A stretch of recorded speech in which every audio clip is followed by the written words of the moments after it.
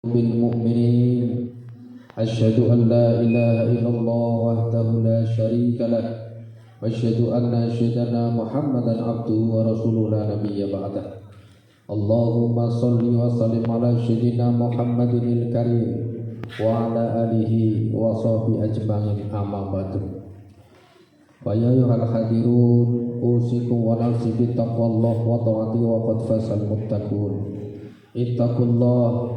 ittaqullah haqqa tuqatih wa la tamutunna illa wa antum muslimun. Qala Allah ta'ala fil Qur'anil Karim, a'udzu billahi minasy syaithanir rajim. Bismillahirrahmanirrahim. Wa min ayatihi an khalaqalakum min anfusikum azwaja litaskunu ilaiha wa ja'ala bainakum mawaddatan wa rahmah. Inna fi dzalika laayatin liqaumin yatafakkarun. Wa qala Nabi sallallahu alaihi wasallam an-nikahu sunnati wa man rahiba an sunnati falaysa minni. Shadaqallahu latim wa shadaqa rasulun nabiyul karim. Ayuhal muhtaramun jama'atun nikah wa bil khusus kedua mempelai yang insyaallah dirahmati Allah. Puji dan syukur alhamdulillah, sholawat ring salam senantiasa tercurah kepada junjungan kita Nabi besar Muhammad sallallahu alaihi wasallam. Mudah-mudahan kita semua senantiasa mendapatkan taufik dan hidayahnya serta melalui syafaatnya. Amin Allahumma amin.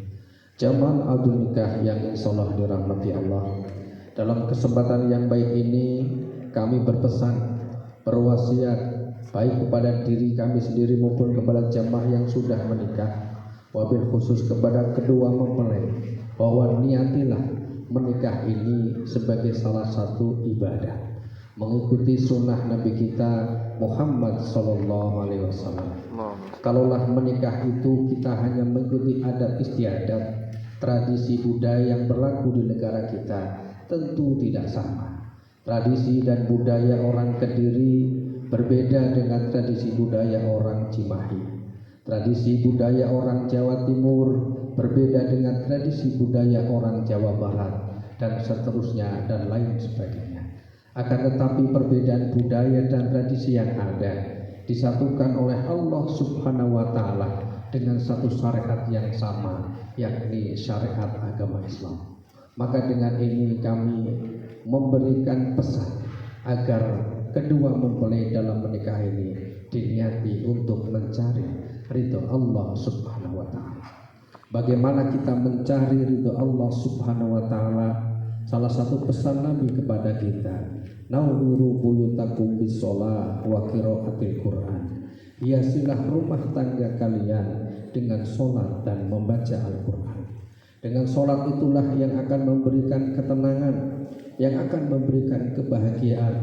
Walaupun kita tidak mengingkari salah satu prasyarat kebahagiaan adalah materi, tetapi materi bukan satu-satunya tolak ukur kita mendapatkan kebahagiaan. Tetapi kebahagiaan yang sesungguhnya, yang sejati adalah ketika kita mampu mensyukuri, bersyukur kepada Allah Subhanahu wa Ta'ala atas segala nikmat yang diberikan oleh Allah kepada kita, maka kita akan menjadi orang yang berbahagia. Oleh karena ini dalam khutbah nikah kami mengambil pesan bagaimana kita mengikuti junjungan kita, tuntunan kita, baik hadis-hadis Rasulullah maupun Al-Quranul Karim. Al-Quran yang cukup panjang, yang cukup luas, sudah mengatur semua tata kehidupan kita, maka berpegang teguhlah dengan kitab suci Al-Quran. Misalnya dalam Quran surat Al-Fatihah sudah jelas memberikan gambaran kepada kita bagaimana Allah menuntun kita agar menjadi hamba-hambanya yang selamat dunia dan akhirat. Maka ketika kita niat ibadah menikah sebagai suatu syariat Islam, dasarilah dengan Al-Quran itu sendiri. Kalau kita mengacu merujuk kepada dasar Al-Quran, kita bisa mengambil filosofi dari Quran surat Al-Fatihah. Quran surat Al-Fatihah yang pertama berbunyi Bismillahirrahmanirrahim, mengajarkan kepada kita semua, wabil khusus kepada kedua mempelai nantinya ketika membina rumah tangga, jangan lupa awali semua kegiatan kita, semua perilaku kita dengan menyebut nama Allah Subhanahu wa Ta'ala. Semua perbuatan ada doanya, tetapi mungkin kita lupa dengan doa-doa tertentu maka paling tidak kita mengawali doa itu dengan Bismillahirrahmanirrahim. Yang kedua, Quran Surah Al-Fatihah mengajak kepada kita Alhamdulillahirabbil alamin, agar kita bersyukur kepada Allah atas segala nikmat yang diberikan oleh Allah kepada kita. Maka kepada mempelai putri kami berpesan, berapapun rezeki nafkah yang diberikan oleh suamimu nanti, terima dengan sepenuh hati, terima dengan senang hati, gunakan dengan sebaik-baiknya. Insya Allah, Allah lah yang akan mencukupkan semua kebutuhan yang akan menjadi kebutuhan kalian berdua. Dan kepada mempelai pria, berusaha dengan sebaik-baiknya, berusaha dengan sekuat tenaga, karena ke depan Anda sudah tidak sendiri lagi. Anda sudah bertanggung jawab, berani meminang, berani menikahi anak gadis seorang, maka tanggung jawabnya bukan saja urusan dunia, tetapi sampai di akhirat kelak. Maka bertanggung jawablah dengan berusaha yang sebagaimana baiknya. Surat Al-Fatihah juga mengajarkan kepada kita Ar-Rahmanir Rahim, maka hiasilah rumah tangga kalian nanti dengan penuh cinta dan kasih sayang. Sebab dengan penuh cinta dan kasih sayang itulah yang akan menyelesaikan semua urusan. Yang ruwet menjadi terang, yang gelap menjadi terang, yang berat akan menjadi ringan karena kasih sayang kalian berdua. Akan tetapi kalaulah dalam rumah tangga itu sudah saling menyalahkan, maka masalah yang kecil pun akan menjadi besar, masalah yang ringan pun akan menjadi berat. Maka langkah indahnya kalau kalian berdua nanti mengedepankan sifat cinta, kasih sayang. Kenapa kita semua mendapatkan sifat cinta dan kasih sayang? Allah tidak mengajarkan kita hanya Ar-Rahmanir Rahim, tetapi Allah juga mengingatkan kita dengan Maliki Yaumiddin.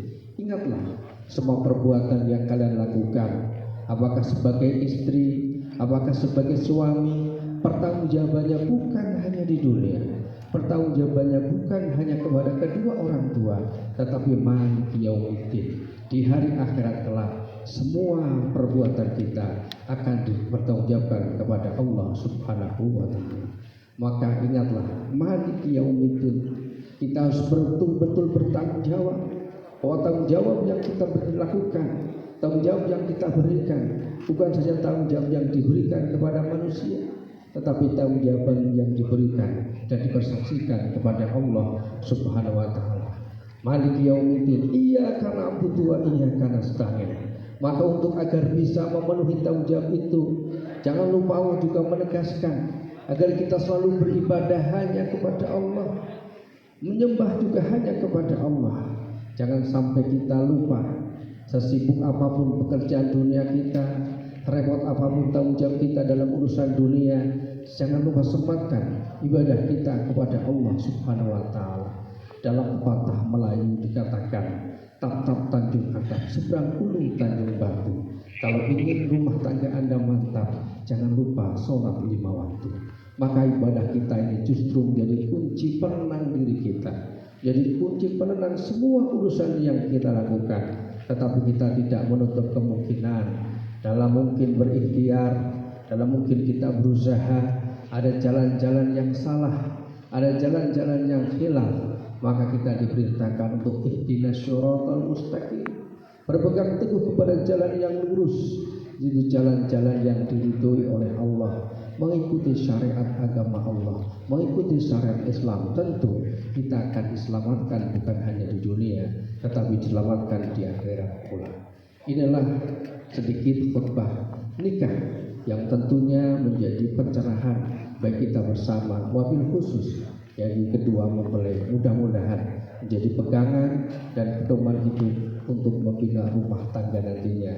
Dan tentu kita yang hadir semuanya mendoakan agar pernikahan Anda nanti jadi keluarga yang sakinah, mawaddah, warahmah, sebagaimana janji dan doa Rasulullah. Barakallahu laka wa baraka alaika wa jama' bainakum ma fi ghairi wastaghfirullah innallaha ghafurur rahim. Wassalamualaikum warahmatullahi wabarakatuh.